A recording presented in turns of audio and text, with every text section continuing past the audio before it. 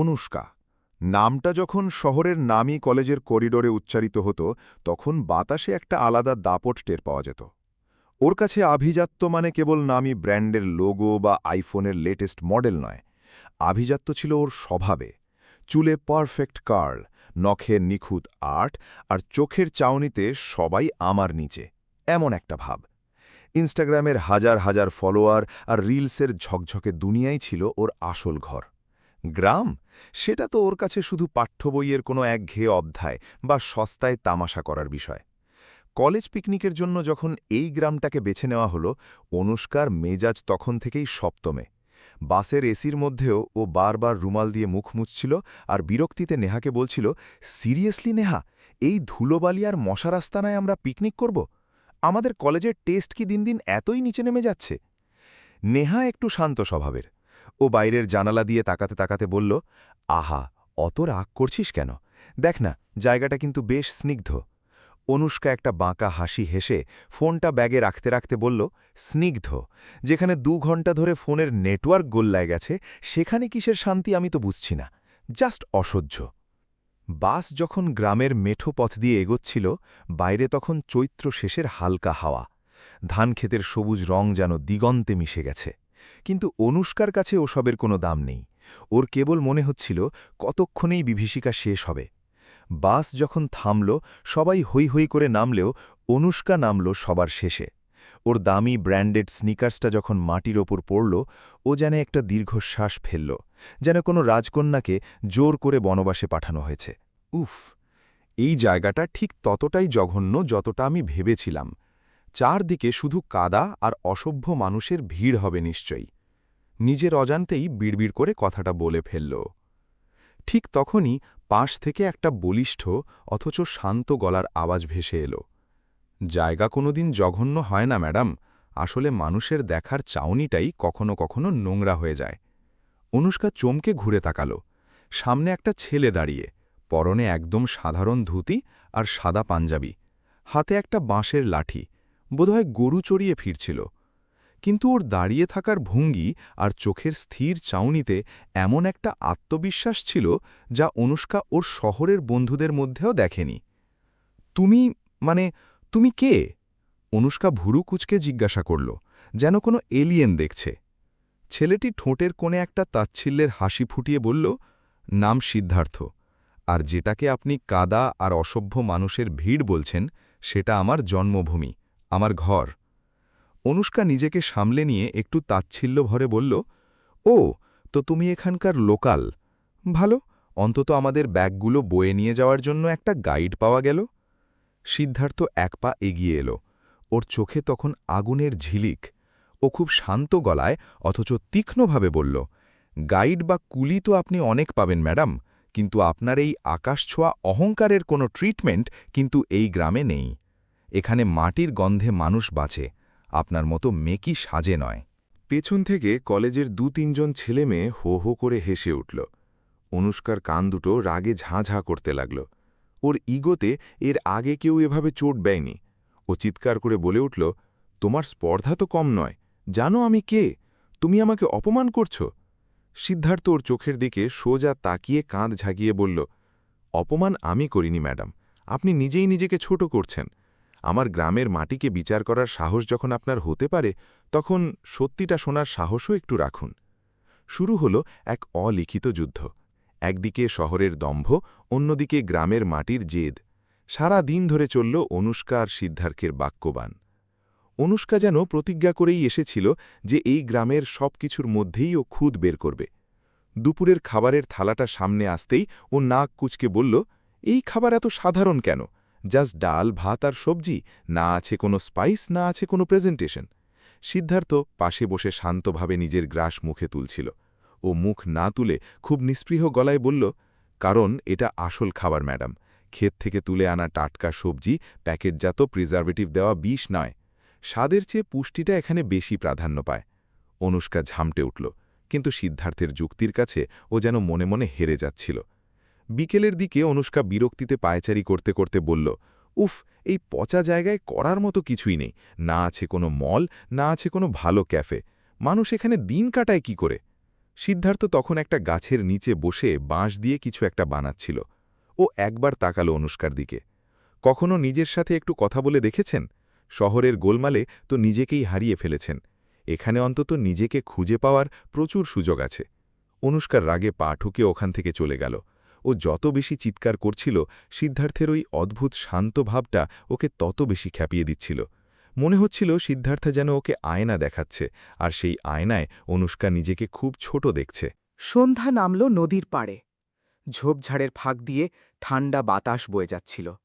দিগন্তের আকাশটা তখন সিঁদুরে মেঘে ঢাকা, আর নদীর স্থির জলে সেই রঙের প্রতিফলন। এক অপূর্ব নিস্তব্ধতা চারদিকে।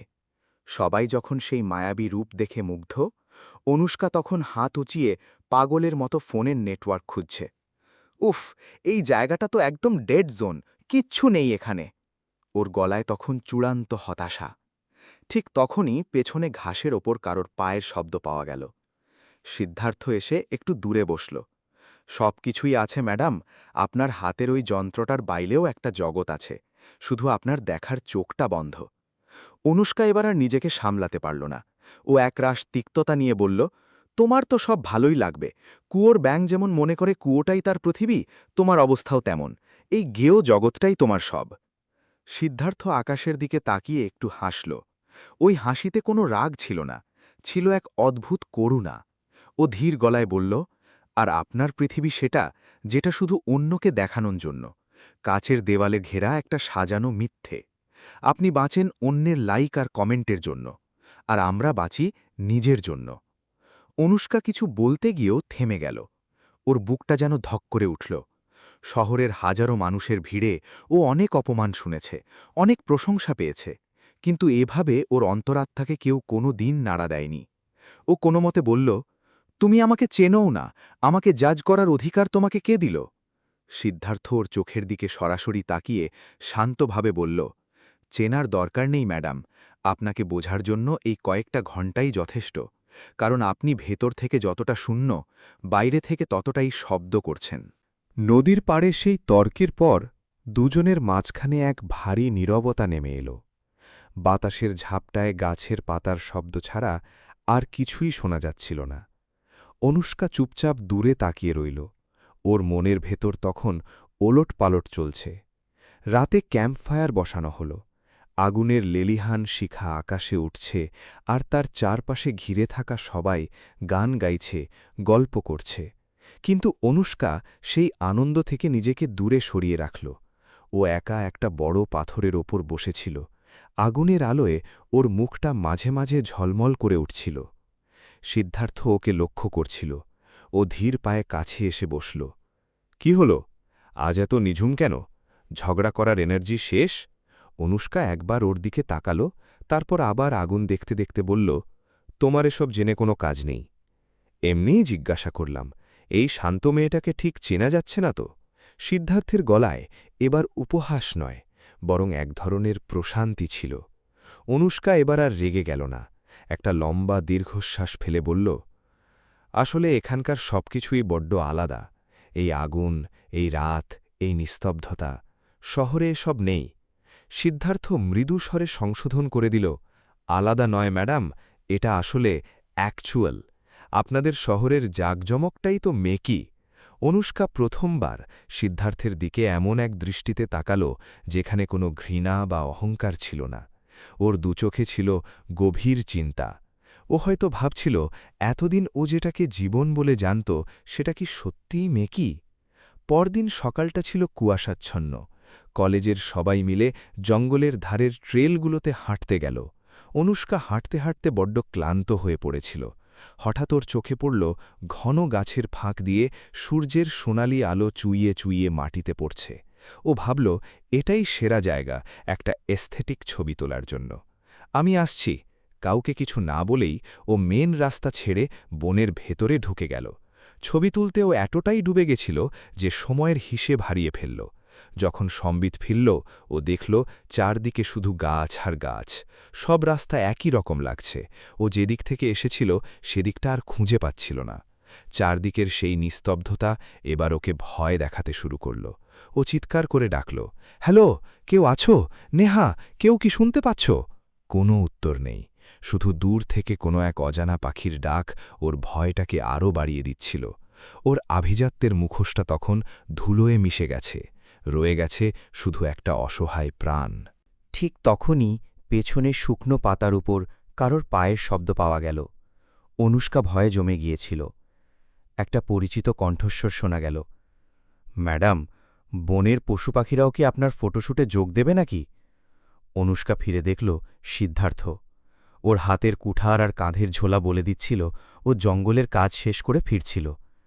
সিদ্ধার্থকে দেখে অনুষ্কার চোখে জল এলো। ও দৌড়ে গিয়ে ওর একদম কাছে দাঁড়িয়ে বলল, প্লিজ সিদ্ধার্থ, আমাকে এখান থেকে নিয়ে চলো, আমি পথ হারিয়ে ফেলেছি। সিদ্ধার্থ হালকা হাসল, ভয় লাগছে? অনুষ্কা মাথা নিচু করে খুব ছোট গলায় বলল, হ্যাঁ, খুব ভয় লাগছে। সিদ্ধার্থ আর কোনো কথা বাড়িয়ে ওকে খোঁচা দিল না। ও বুঝল অনুষ্কা এবার মন থেকে সত্যিটা বলছে। ও নিজের শক্ত হাতটা অনুষ্কার দিকে বাড়িয়ে দিল। হাতটা ধরুন, চলুন, আমি আছি তো। অনুষ্কা একটুও দ্বিধা না করে সিদ্ধার্থের রুক্ষ কিন্তু উষ্ণ হাতটা আঁকড়ে ধরল। বাকিটা পথ ফেরার সময় অনুষ্কা একটাও কথা বলেনি। ও শুধু অনুভব করছিল সিদ্ধার্থের হাতের সেই নির্ভরতা। প্রথমবার ওর মনে হল এই ধুলোমাখা জগৎটা, এই সাধারণ ছেলেটা, সবই আসলে ওর চেনা দুনিয়ার চেয়ে অনেক বেশি পবিত্র। জঙ্গল থেকে ফেরার পর সবাই অবাক হয়ে দেখল অনুষ্কা বদলে গেছে। ও এখনও সেই স্টাইলিশ মেয়েটাই আছে, কিন্তু ওর চাউনিতে এখন আর সেই অবজ্ঞা নেই। ও যেন বুঝতে শিখেছে আভিজাত্য শুধু ব্র্যান্ডের পোশাকে নয়, মনের স্বচ্ছতাতেও। জঙ্গলের ছায়া মাড়িয়ে লোকালয়ের কাছাকাছি আসতেই সিদ্ধার্থ আলতো করে অনুষ্কার হাতটা ছেড়ে দিল। হাতের সেই উষ্ণতাটুকু সরে যেতেই অনুষ্কার কেন জানি একটু খালি খালি লাগল। সিদ্ধার্থ নিজের পাঞ্জাবিটা ঝাড়তে ছাড়তে বলল, ব্যাস, এখন তো চেনা রাস্তা পেয়ে গেছেন, বাকি পথটুকু একা সামলে নিতে পারবেন তো, নাকি আবার পথ হারাবেন? অনুষ্কা কয়েক সেকেন্ড চুপ করে মাটির দিকে তাকিয়ে রইল।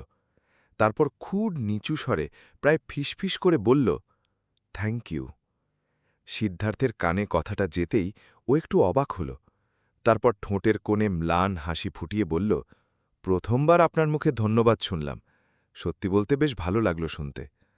অনুষ্কা নিজের ইগোটা পুরোপুরি বিসর্জন দিতে পারল না। মুখটা একটু বাঁকিয়ে তেরছা চোখে তাকিয়ে বলল, বেশি খুশি হবার কিছু নেই, ওই সিচুয়েশনে পড়েছিলাম বলেই বলেছি, অন্য কথাও হলে বলতাম না। সিদ্ধার্থ ওর কথা শুনে শব্দ করে হেসে উঠল, হ্যাঁ, ঠিকই বলেছেন, আসলে পরিস্থিতিই তো মানুষকে তার আসল রূপটা আয়নায় দেখিয়ে দেয়। বিপদে না পড়লে তো আমরা সবাই রাজা। দুজনে যখন ক্যাম্পে ফিরল তখন নেহা প্রায় দৌড়ে এলো। অনুষ্কার কাঁধ ধরে ঝাঁকিয়ে বলল, কোথায় ছিলি তুই? আমরা তো ভয়ে প্রায় পুলিশে খবর দিতে যাচ্ছিলাম। অনুষ্কা অপরাধীর মতো একবার সিদ্ধার্থের দিকে তাকিয়ে চোখ সরিয়ে নিল, বলল, কিছু না রে, রাস্তা হারিয়ে ফেলেছিলাম একটু। নেহা স্বস্তির দীর্ঘশ্বাস ফেলে সিদ্ধার্থের দিকে তাকিয়ে বলল, ভাগ্যিস সিদ্ধার্থ তোকে খুঁজে পেয়েছিল, না হলে আজ কি যে হতো। অনুষ্কা এবার কোনো পাল্টা যুক্তি দিল না। ও শুধু একবার সিদ্ধার্থের চোখের দিকে তাকাল। সেখানে আর আগের মতো বিরক্তি ছিল না, ছিল এক অদ্ভুত কৌতূহল। পরের দিনগুলো যেন একটু অন্যরকমভাবে কাটতে লাগল। অনুষ্কার কথা বলার ধরনটাই পাল্টে গেছে। ও এখনও সেই স্টাইলিশ মেয়েটাই আছে, কিন্তু ওর কথায় এখন আর সেই বিষাক্ত অহংকারটা নেই। দুপুরবেলা কড়া রোদে গ্রামের মহিলারা কুঁয়োতলায় জল ভরছিল। চুরির টুংটাং শব্দ আর বালতির ক্যাচক্যাচ আওয়াজে জায়গাটা বেশ মুখর। অনুষ্কা মন্ত্রমুগ্ধের মতো দাঁড়িয়ে সেই দৃশ্য দেখছিল। শহরের কলে জল পড়া আর কুঁয়ো থেকে দড়ি টেনে জল তোলার মধ্যে যে এত বড় একটা পার্থক্য আছে, সেটাও আগে কখনো ভাবেনি। একটু ট্রাই করে দেখবেন নাকি? পেছন থেকে সিদ্ধার্থের গলায় সেই চেনা কৌতুক। অনুষ্কা অস্প্রস্তুত হয়ে নিজের সাজানো হাত দুটোর দিকে তাকিয়ে বলল, আমি আমি এসব পারব? সিদ্ধার্থ এগিয়ে এসে কুঁয়োর দড়িটা ওর দিকে বাড়িয়ে দিয়ে বলল, চেষ্টা করে দেখুন না, আপনার ওই ইনস্টাগ্রামের চেয়ে এতে অনেক বেশি শান্তি পাবেন। অনুষ্কা ওর চোখের দিকে তাকাতেই সিদ্ধার্থ আবার সেই গম্ভীর হাসিটা হাসল। আসলে সমস্যা কি জানেন? আপনি সবকিছু করেন অন্যকে দেখানোর জন্য। একবার অন্তত বাঁচার জন্য কিছু করে দেখুন। অনুষ্কা কয়েক সেকেন্ড দ্বিধা করল, তারপর দড়িটা শক্ত করে ধরে বলল, ঠিক আছে, দেখাও তাহলে কিভাবে করতে হয়। প্রথমবার ও সেই কোমল হাত দিয়ে ও কুঁয়োর চাকা ঘুরিয়ে জল তোলার চেষ্টা করল। শুরুতে দড়িটা হাতে ছ্যাঁকা দিচ্ছিল, বালতিটা অর্ধেক পথে গিয়ে উল্টে জল পড়ে গেল, তাই দেখে কুঁয়োতলার মহিলারা খিলখিল করে হেসে উঠল। অনুষ্কাও লজ্জা পেল না, বরং নিজেই নিজের বোকামিতে হেসে ফেলল। শেষমেশ যখন এক বালতি টলটলে জল ওপরে টেনে তুলল, ওর মুখে যে তৃপ্তির হাসি দেখা গেল তা কোনো দামি মেকআপ বা ফিল্টার দিয়ে আনা সম্ভব নয়। সিদ্ধার্থ দূরে দাঁড়িয়ে সবটা দেখছিল। ওর চোখে মুখে তখন এক অন্যরকম ভালো লাগা খেলা করছে। বিকেলের আকাশটা ছিল বড় মায়াবী। বাতাসে তখন বৃষ্টির আগের ভেজা মাটির একটা সোঁদা গন্ধ। দিগন্ত বিস্তৃত মাঠের এক কোণে বাচ্চারা গোল্লা ছুট খেলছিল।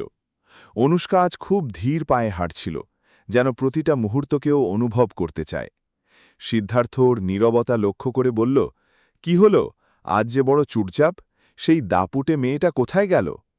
অনুষ্কা একটা লম্বা দীর্ঘশ্বাস ফেলে বলল, ভাবছি সিদ্ধার্থ, আসলে আমি এতদিন একটা ঘোরের মধ্যে ছিলাম।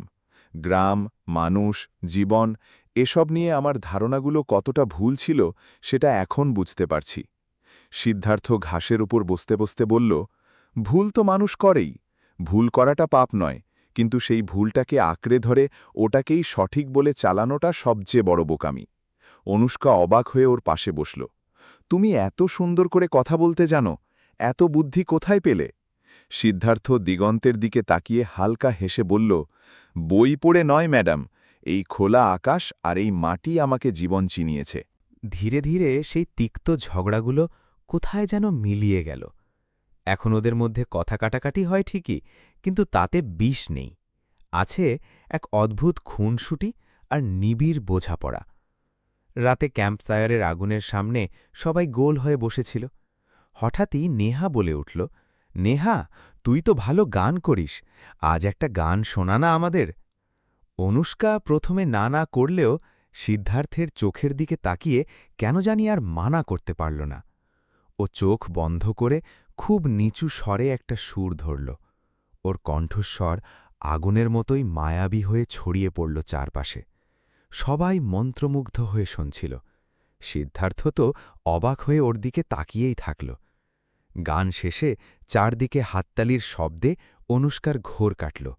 সিদ্ধার্থ মুগ্ধ গলায় বলল, আপনি যে শুধু লোক দেখানো চাকচিক্য নন, আপনার ভেতরেও যে একটা সুন্দর মন আছে, সেটা আজ বুঝলাম।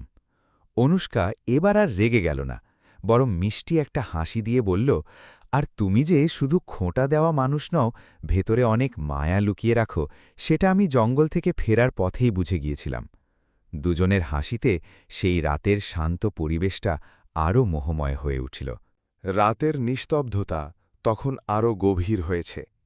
ক্যাম্পফায়ারের আগুনটা নিভে এখন শুধু লাল আভা ছড়াচ্ছে। সবাই যার যার তাঁবুতে ঢুকে পড়লেও অনুষ্কা একা বাইরে বসেছিল। ও অপলক চোখে আকাশের দিকে তাকিয়েছিল। শহরের ধোঁয়া আর নিয়ন আলোর ভিড়ে আকাশটা যে এত নক্ষত্রে ঠাসা থাকতে পারে সেটা ওর কল্পনাতেও ছিল না। ঘুম আসছে না?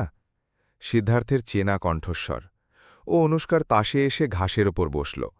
অনুষ্কা চোখ না সরিয়েই খুব শান্ত গলায় বলল, না রে, এখানকার সবকিছুই বড্ড নতুন লাগছে। এই অন্ধকার, এই আকাশ, সবই কেমন অন্যরকম। সিদ্ধার্থ আলতো হেসে জিজ্ঞেস করল, ভালো না খারাপ? অনুষ্কা এবার ওর দিকে তাকাল। ওর দু চোখে নক্ষত্রের প্রতিফলন। খুব ভালো, সত্যি বলছি, খুব ভালো। কিছুক্ষণ দুজনেই চুপ। বাতাসের ঝাপটায় ঝিঁঝি পোকার ডাকটা আরও স্পষ্ট হয়ে উঠছে। অনুষ্কা হঠাৎই নীরবতা ভেঙে বলল, তোমার কোনোদিন ইচ্ছা করে না সিদ্ধার্থ, ওই বড় শহরে গিয়ে একটা লাক্সারি লাইফ লিড করতে? সিদ্ধার্থ একটা লম্বা শ্বাস নিয়ে আকাশের দিকে তাকাল। ইচ্ছে করে না যে তা নয়, কিন্তু ভয়ে যাই না। ভয় হয় ওখানের ভিড়ে পাছে আমি আমার এই সহজ সরল নিজেকেই হারিয়ে ফেলি। যেখানে নিজের সাথে কথা বলার সময়টুকুও পাব না, সেই জৌলুস দিয়ে আমি কি করব? ও থামল, তারপর অনুষ্কার দিকে ফিরে বলল, আচ্ছা, হঠাৎ এই প্রশ্ন? যদি কেউ আমাকে ওখানে ডাকে? অনুষ্কা একটু অপ্রস্তুত হয়ে হাসল। কি আর ডাকবে, এমনি জিজ্ঞেস করলাম আর কি। দুজনের মাঝে এখন আর সেই আগের দেওয়ালটা নেই। সেই তিক্ততা, সেই বিশ্রী ঝগড়াগুলো কোথায় যেন ভস্মীভূত হয়ে গেছে। একটা অদ্ভুত নীরব প্রশান্তি এখন ওদের ঘিরে থাকে। একটা নতুন অনুভূতি দানা বাঁধছে ঠিকই, কিন্তু সেটাকে নাম দেওয়ার সাহস হয়তো কারোরই নেই। পরদিন সকালে গ্রামের আকাশে হালকা কুয়াশা, শেষ দিনের পিকনিক। সবাই যখন প্যাকিং আর ছবি তোলায় ব্যস্ত, অনুষ্কার মনে তখন বিষণ্ণতার কালো মেঘ। ও বারবার ভিড়ের মধ্যে সিদ্ধার্থকে খুঁজছিল, আবার পরক্ষণেই চোখ সরিয়ে নিচ্ছিল পাছে কেউ কিছু বুঝে ফেলে। দুপুরে নদীর সেই চেনা ঘাটে একা গিয়ে বসেছিল ও। জলরাশির দিকে তাকিয়ে ও যেন নিজের হারিয়ে যাওয়া সত্তাকে খুঁজছিল। আজও কি ঝগড়া করার মুড নেই? সিদ্ধার্থের গলায় সেই চেনা কৌতুক, কিন্তু তাতে আজ যেন একটা সুর কেটে যাওয়ার ব্যথা লুকোনো। অনুষ্কা ধীরে ধীরে বলল, কাল আমরা চলে যাচ্ছি সিদ্ধার্থ। জানি। সিদ্ধার্থের গলার স্বরটা যেন একটু ভারী হয়ে এলো। হয়তো আমাদের আর কোনোদিন দেখাই হবে না। অনুষ্কার গলায় তখন কান্নার আমেজ। সিদ্ধার্থ কিছুক্ষণ নিথর হয়ে জলের দিকে তাকিয়ে রইল, তারপর খুব শান্ত গলায় বলল, সব মানুষ তো আর দেখা করার জন্য আসে না অনুষ্কা। কিছু মানুষ আসে স্রেফ একটা সুন্দর স্মৃতি হয়ে থাকার জন্য। অনুষ্কার চোখের কোণটা ভিজে উঠল। ও সিদ্ধার্থের দিকে সরাসরি তাকিয়ে বলল, আর আমি যদি শুধু স্মৃতি হয়ে থাকতে না চাই, যদি এই স্মৃতির চেয়েও বেশি কিছু পেতে চাই? সিদ্ধার্থ এবার আর কোনো চটজলতি উত্তর দিতে পারল না। ওর সেই সব জানতা ফিলোজফার রূপটা যেন মুহূর্তের মধ্যে ধসে পড়ল। ও শুধু নির্বাক হয়ে অনুষ্কার জল ভরা চোখের দিকে তাকিয়ে রইল। তর্ক এখন অনুভবে বদলে গেছে, কিন্তু এই অনুভব কি কোনো গন্তব্য খুঁজে পাবে, নাকি স্রেফ একটা অসমাপ্ত গল্পের মতো ধুলো জমা ডায়েরির পাতায় রয়ে যাবে? সেটা তখনও কারও জানা ছিল না। পরদিন সকালে গ্রামে যখন ঠান্ডা বাতাস বইছিল, অনুষ্কার মনে তখন চরম অস্থিরতা। ফেরার সময় হয়ে এসেছে। বাস স্টার্ট দেওয়ার আওয়াজ পাওয়া যাচ্ছে। সবাই হৈ হৈ করে বাসে উঠছে, শেষ মুহূর্তের সেলফি তুলছে। কিন্তু অনুষ্কার মন পড়ে আছে সেই মেঠো পথে, সেই কুঁয়োতলায়, আর সেই খসখসে হাতের মানুষটার কাছে। কি হয়েছে রে তোর? মুখটা মন শুকনো দেখাচ্ছে কেন? নেহা বাসের সিটে বসতে বসতে জিজ্ঞেস করল। অনুষ্কা একটা ম্লান হাসি দিয়ে বলল, কিছু না রে, আসলে একটু টায়ার্ড লাগছে। নেহা ওর চোখের দিকে তাকিয়ে কিছুক্ষণ চুপ করে রইল, তারপর একটু নিচু স্বরে বলল, নাকি অন্য কোনো কারণ? কারো কথা খুব মনে পড়ছে? অনুষ্কা কথা না বাড়িয়ে জানালার দিকে মুখ ঘুরিয়ে নিল। ওদিকে বাসের ঠিক বাইরেই, ভিড়ের আড়ালে, সিদ্ধার্থের ভেতরটাও তখন ওলটপালট হয়ে যাচ্ছিল। ও সবার সাথে কথা বলছিল, হাসছিল, কিন্তু ওর চোখ দুটো যেন অবাধ্য হয়ে বারবার সেই ভিড়ের মধ্যে অনুষ্কাকেই খুঁজছিল। দুজনেই দুজনকে দেখছিল, কিন্তু মাঝখানের ওই কয়েক হাত দূরত্বের দেয়ালটা ভাঙার সাহস কারোরই হচ্ছিল না। অদ্ভুত এক আড়ষ্টতা যেন ওদের চারপাশটা ঘিরে ধরেছে। যাওয়ার আর মাত্র ঘণ্টাখানেক বাকি। অনুষ্কা ভিড় এড়াতে হেঁটে হেঁটে আবার সেই নদীর পাড়টায় গিয়ে পৌঁছল। এই কদিনে জায়গাটা ওর বড্ড আপন হয়ে গেছে। ও চুপচাপ জলের কিনারে বসে রইল। নদীর স্রোতটা আজ যেন একটু বেশি বিষণ্ণ শোনাচ্ছিল। তখনই শুকনো পাতায় মচমচ শব্দ, খুব চেনা সেই পায়ের আওয়াজ। জানতাম আপনি এখানেই থাকবেন। অনুষ্কা মুখ না ঘুরিয়েই বুঝতে পারল সিদ্ধার্থ এসে দাঁড়িয়েছে। কিছুক্ষণ দুজনে কেউ কোনো কথা বলল না, শুধু নদীর বাতাসটা ওদের মাঝখান দিয়ে বয়ে যাচ্ছিল। অনুষ্কা হঠাৎ খুব নিচু স্বরে প্রশ্ন করল, তুমি কাল বললে না যে কিছু মানুষ শুধু স্মৃতি হওয়ার জন্যে আসে? তুমি কি সত্যিই তাই মনে করো সিদ্ধার্থ? সিদ্ধার্থ একটা লম্বা দীর্ঘশ্বাস ফেলে নদীর ওপারে তাকিয়ে রইল। হ্যাঁ ম্যাডাম, কারণ সব গল্পের কপালে পূর্ণতা জোটে না। কিছু জিনিস অসম্পূর্ণ থাকলেই বোধহয় বেশি সুন্দর দেখায়। অনুষ্কা এবার ওর দিকে ঘুরে তাকাল। ওর দু চোখে তখন রাজ্যের অভিমান। কিন্তু আমি যদি চাই এই গল্পটা পূর্ণতা পাক, যদি আমি চাই এটা স্রেফ একটা ট্যুরের স্মৃতি হয়ে না থাকুক? সিদ্ধার্থের চাউনিতে এবার ভয় আর দ্বিধা স্পষ্ট ধরা পড়ল। ও মৃদুস্বরে বলল, অনুষ্কা, আপনি শহরের মানুষ। আপনার জগৎটা ঝকঝকে, অনেক বড়। আমাদের এই ধুলোবালির দুনিয়া আপনার সাথে মানাবে না। তো তাতে কি হয়েছে? অনুষ্কার গলায় তখন কান্নার আমেজ। তো এটাই যে এসবই মাত্র কয়েকদিনের ভালো লাগা। শহর থেকে আসা এই মায়া কয়েকদিন পর ওখানের চাকচিক্যে ধুয়ে যাবে। সিদ্ধার্থের কথাগুলো অনুষ্কার কানে সীসার মতো ঠেকল। অনুষ্কার বুকটা যেন কেউ তিল তিল করে ছিঁড়ে ফেলছে। তোমার জন্য হয়তো এটা কয়েকদিনের মায়া হতে পারে সিদ্ধার্থ, কিন্তু আমার জন্য নয়। আমি সত্যিই বদলে গেছি। সিদ্ধার্থ মাথা নিচু করে রইল। ওর সেই আত্মবিশ্বাসী ফিলোজফার রূপটা যেন এখন পুরোপুরি ভেঙে গেছে। ও খুব ভাঙা গলায় বলল, আমি আপনাকে মিথ্যে স্বপ্ন দেখাতে চাই না অনুষ্কা। গ্রাম আর শহরের দূরত্বটা অনেক বেশি। অনুষ্কার চোখে জল এসে গেল। ও একটু তেতো হাসি হেসে বলল, নাকি তুমি নিজেই ভয় পাচ্ছ? তুমি ভয় পাচ্ছ যে তুমি আমাকে সামলাতে পারবে না, নাকি নিজেকে বিশ্বাস করতে পারছ না? সিদ্ধার্থ একদম নিশ্চুপ। ওর নীরবতা যেন অনুষ্কাকে আরও বেশি কষ্ট দিচ্ছিল। তুমি জানো, অনুষ্কা এবার কাঁপানো গলায় বলল, আমি এখানে এসেছিলাম এই গ্রামকে তুচ্ছ তাচ্ছিল্য করতে, সবার খুঁত ধরতে। কিন্তু আমি জানতাম না এখানে এমন কেউ থাকবে যে আমার ওই মেকি আভিজাত্যের মুখোশটা টেনে খুলে ফেলবে, যে আমাকে আমার নিজের আসল চেহারার সাথে পরিচয় করিয়ে দেবে। সিদ্ধার্থ ওর দিকে তাকাল। অনুষ্কার সেই টলটলে জল আর সততা দেখে ওর ভেতরের পাথরটাও যেন গলে যাচ্ছিল। অনুষ্কা আবারও বলল, আমি হয়তো কাল থেকে ওখানের ভিড়ে হারিয়ে যাব, কিন্তু তোমাকে ভুলতে পারব না সিদ্ধার্থ, কোনো দিন না। সিদ্ধার্থের মনে হল ওর বুকের ভেতর কিছু একটা চুরমার হয়ে গেল। ও কিছু বলতে চাইছিল, হাতটা বাড়িয়ে অনুষ্কার কান্না মুছে দিতে চাইছিল, কিন্তু শব্দগুলো ওর গলায় আটকে রইল। ঠিক সেই মুহূর্তেই দূর থেকে বাসের সেই কর্কশ হর্নটা বেজে উঠল। সময় শেষ, যান্ত্রিক জগৎটা আবার ওকে ডাকছে। অনুষ্কা ধীরে ধীরে উঠে দাঁড়াল। ওর দুগাল ভিজে একসা।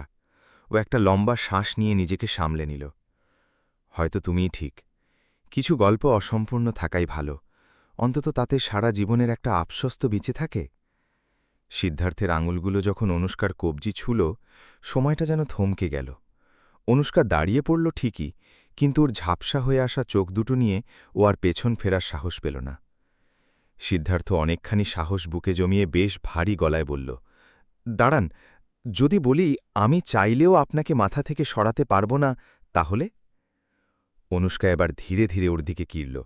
ওর চোখের জল তখন গাল বেয়ে চিবুকে এসে ঠেকেছে। ও ধরা গলায় জিজ্ঞেস করল, তাহলে নিজেকে আটকে রাখছ কেন? নিজের সাথে এই লড়াইটা কিসের? সিদ্ধার্থের দুচোখে এক ভয়ানক অস্থিরতা আর দ্বন্দ্ব। ও করুণ স্বরে বলল, কারণ আমি জানি আমি আপনার ওই হাইফাই দুনিয়ার সাথে খাপ খাই না। আপনার জগৎটা কাঁচের, আর আমারটা মাটির। অনুষ্কা এক মুহূর্ত দেরি না করে উত্তর দিল, আর আমি যদি তোমার এই মাটির জগতেই নিজেকে মানিয়ে নেবার চেষ্টা করি, একবার কি সুযোগ দেওয়া যায় না? চারপাশে তখন এক অসহ্য নীরবতা। শুধু নদীর স্রোতের শব্দটা কানে বাজছে। সিদ্ধার্থ কয়েক সেকেন্ডের জন্য চোখ বুজল, তারপর খুব নিচু স্বরে বলল, ভালোবাসা মানে তো শুধু হাত ধরে পাশে থাকা নয় অনুষ্কা, কখনো কখনো দূরে থেকেও তাকে আগলে রাখতে হয়। অনুষ্কার দুচোখ ছাপিয়ে জল গড়িয়ে পড়ল। ও ডুকরে কেঁদে উঠে বলল, তার মানে তুমি বলতে চাইছ যে এখানেই সব শেষ? আমাদের গল্পটা এই এক সপ্তাহেই আটকে থাকবে?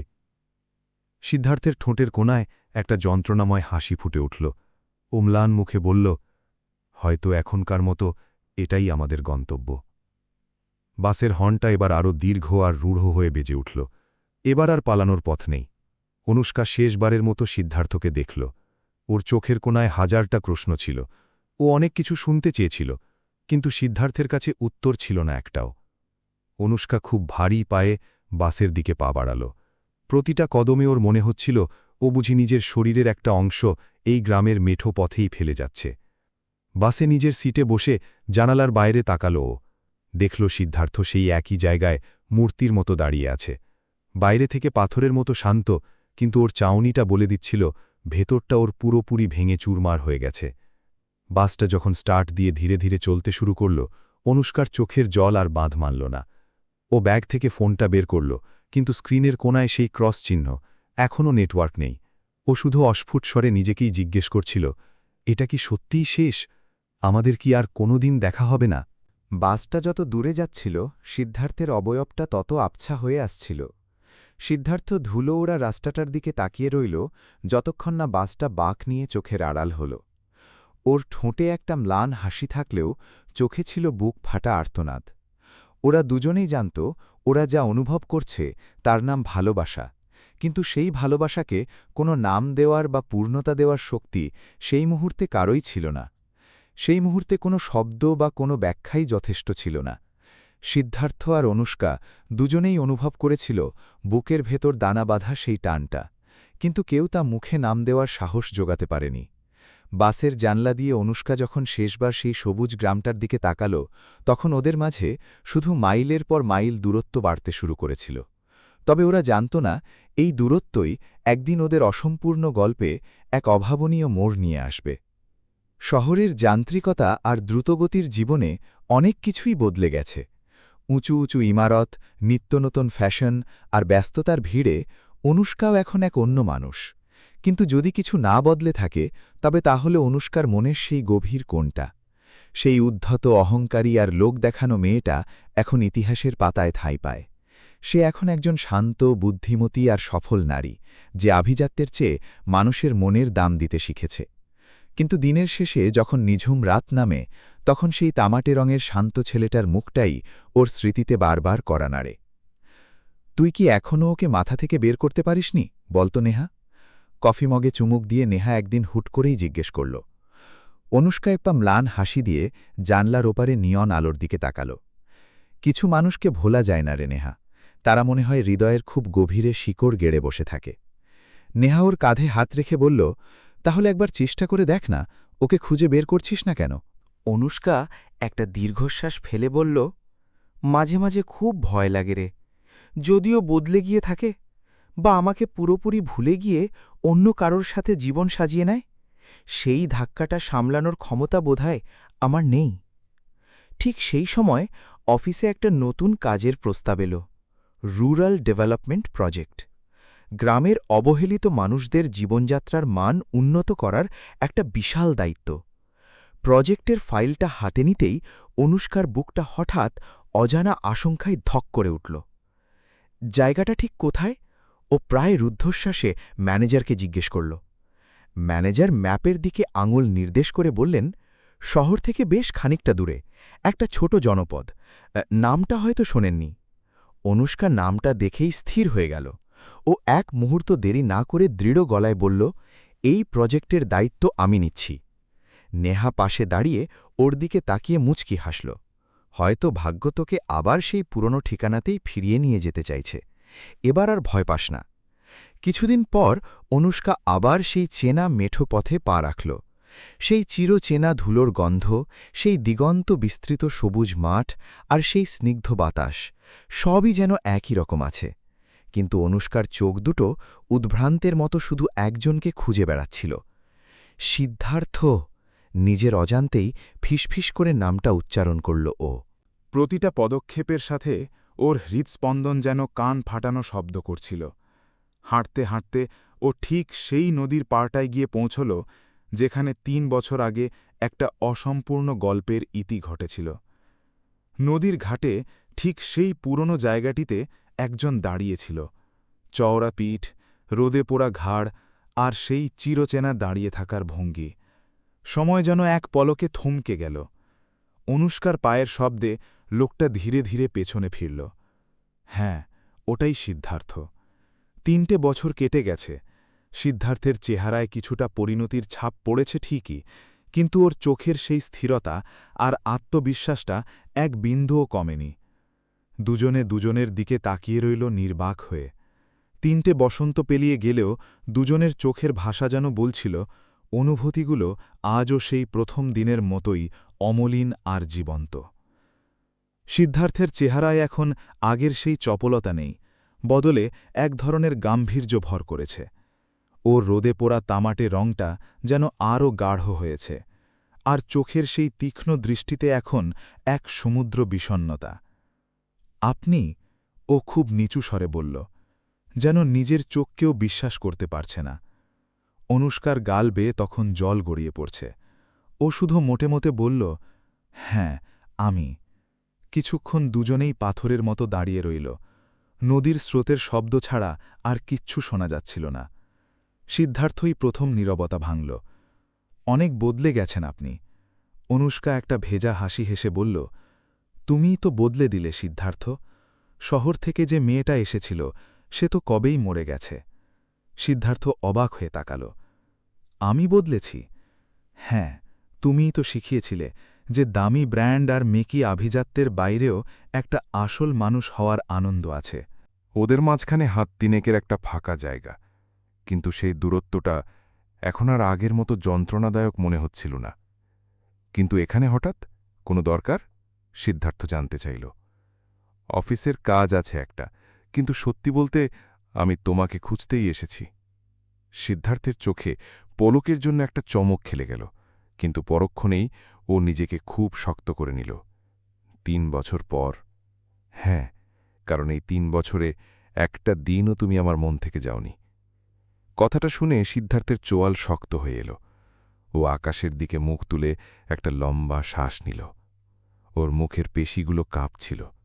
অনুষ্কা, ও খুব ধরা গলায় বলল, বড্ড দেরি করে ফেললেন। অনুষ্কার বুকের ভেতরটা যেন মুহূর্তেই হিম হয়ে গেল। এক অজানা আশঙ্কায় ওর নিঃশ্বাস আটকে আসছিল। দেরি মানে কি বলতে চাইছ তুমি? ঠিক সেই সময় পেছন থেকে একটা খুব শান্ত আর ঘরোয়া কণ্ঠস্বর ভেসে এল। সিদ্ধার্থ, চলো ঘরে চলো, মা বাবা সবাই খেতে বসে তোমার জন্য অপেক্ষা করছে। অনুষ্কা বিদ্যুৎ বেগে ঘুরে তাকাল। দেখল খুব সাধারণ সুতির শাড়ি পরা একটা মেয়ে দাঁড়িয়ে আছে। ওর কোলে বছর দুয়েকের একটা ফুটফুটে বাচ্চা। বাচ্চাটা সিদ্ধার্থের মতোই ডাগর ডাগর চোখে অনুষ্কার দিকে তাকিয়ে আছে। অনুষ্কার মুখের সমস্ত রক্ত যেন এক নিমেষে শুষে নিল কেউ। সিদ্ধার্থ মাথা নিচু করে মাটির দিকে তাকিয়ে রইল। ওর গলার স্বরটা বড্ড ভারী শোনাল। আমার স্ত্রী সুমনা, আর ও আমার ছেলে। অনুষ্কার মনে হল পায়ের তলাটা হঠাৎ অদৃশ্য হয়ে গেছে। ওর চারপাশটা বন বন করে ঘুরতে লাগল। চোখের জলটা আর বাঁধ মারল না, অঝরে ঝরতে শুরু করল। তুমি বিয়ে করে নিলে সিদ্ধার্থ? একবারও আমার কথা ভাবলে না? একটা খবর পর্যন্ত দিলে না? অনুষ্কার গলার স্বর কান্নায় ভেঙে চুরমার হয়ে যাচ্ছিল। সিদ্ধার্থ বেদনার্ত চোখে ওর দিকে তাকাল। আপনার সাথে তো কোনো যোগাযোগ ছিল না অনুষ্কা। আমি তো জানতাম না আপনি কোনোদিন ফিরবেন কিনা। আর জীবন তো কারোর জন্য থেমে থাকে না। পরিস্থিতি মানুষকে অনেক কিছু করতে বাধ্য করে। সুমনা নামের মেয়েটি একটু অবাক হয়ে ওদের দুজনের দিকে তাকাচ্ছিল। সিদ্ধার্থের চোখে তখন 1000 বছরের এক গভীর দীর্ঘশ্বাস। অনুষ্কা শুধু অস্ফুট স্বরে বলল, আমি ভেবেছিলাম তুমি আমার জন্য অপেক্ষা করবে। নদীর পাড়ের সেই বাতাসটা এখন যেন বড্ড বেশি কনকনে ঠান্ডা মনে হচ্ছিল। অনুষ্কার সাজানো স্বপ্নের প্রাসাদটা চোখের সামনে ধুলোয় মিশে গেল। অনুষ্কার গলার স্বর তখন কাঁপছিল। রাগ আর আবেগের এক অদ্ভুত মিশ্রণ ওর চোখে। সিদ্ধার্থ পাথরের মতো নিশ্চল হয়ে দাঁড়িয়ে রইল।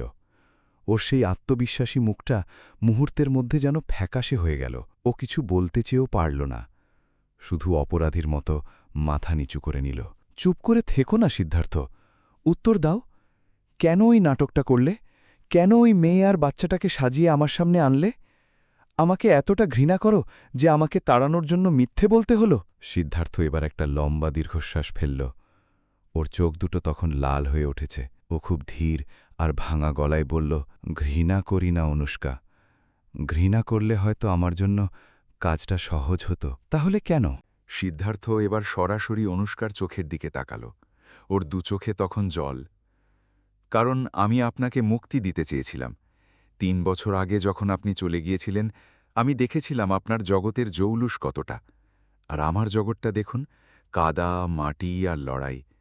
আমি জানতাম আপনি যদি আবার আমার এই জীবনের সাথে জড়িয়ে পড়েন, তবে হয়তো কয়েক মাস পর আপনার মনে হবে আপনি ভুল করেছেন। আপনাকে ওই অপরাধ বোধ থেকে বাঁচানোর জন্য আমি মিথ্যে বলেছি। আমি চেয়েছিলাম আপনি যেন আমাকে একটা চ্যাপ্টার হিসাবে বন্ধ করে নিজের সুন্দর জীবনে ফিরে যান। অনুষ্কা স্তব্ধ হয়ে শুনছিল। ও ভাবতেও পারেনি সিদ্ধার্থ ওর কথা ভেবেই নিজেকে এতটা কষ্ট দিতে পারে। তুমি কে ঠিক করার যে আমি কোথায় সুখে থাকব? অনুষ্কা প্রায় চিৎকার করে উঠল। 3 বছর পর আমি ফিরে এসেছি তোমার জন্য, ওই শহর বা জৌলুসের জন্য নয়। ওই মেয়েটা কে ছিল তবে? সিদ্ধার্থ একটু ম্লান হাসল। সুমনা আমার ছোটবেলার বন্ধুর বিধবা স্ত্রী। ওর বাচ্চাটার বাবার দায়িত্ব আমি নিয়েছি ঠিকই, কিন্তু ও আমার স্ত্রী নয়। সেদিন আপনি চলে যাবেন জানতাম না, হঠাৎ সুমনা আমাকে ডাকতে এসেছিল আর আপনি ভুল বুঝেছিলেন।